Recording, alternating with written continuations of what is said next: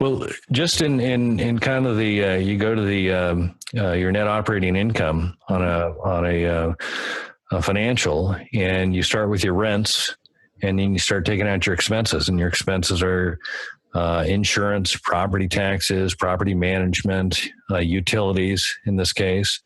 And so any one of those expenses that you can reduce or eliminate is going to improve your net operating income, the rents minus your expenses.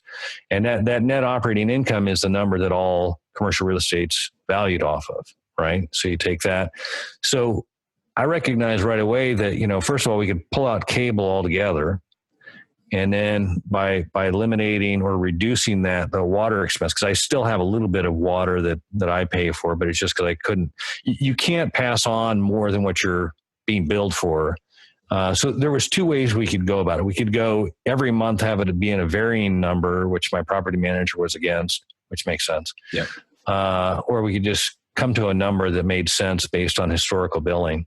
And so that was kind of the rationale and the explanation to the tenants, was that they would now be paying for the water, their portion of the water, and that by doing that, it's essentially there's an income that offsets the water expense. Mm-hmm. So that brings that to a zero. That makes sense?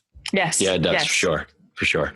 No, that's great. And if people realize it out there that actually, if you take that now and say you start getting, $10,000 more a month, or maybe throughout the year on a property that size, and then you divide that by the cap rate of the area, if the cap rate's a 10, you may have just added on another $100,000 of value to your property out there, which is huge if you want to put it back in the market and sell it, or even want to go refi out. So that's huge. Congrats. And then again, I want to explain to people the difference between commercial and residential. A lot of people who are listening to this are going to be, your house flippers who are doing mostly residential. The difference between commercial and residential is that you can, and correct me if I'm wrong, you can do simple things like take back the water, take back the cable, have your tenants pay for all that. And that directly affects the price point of the property.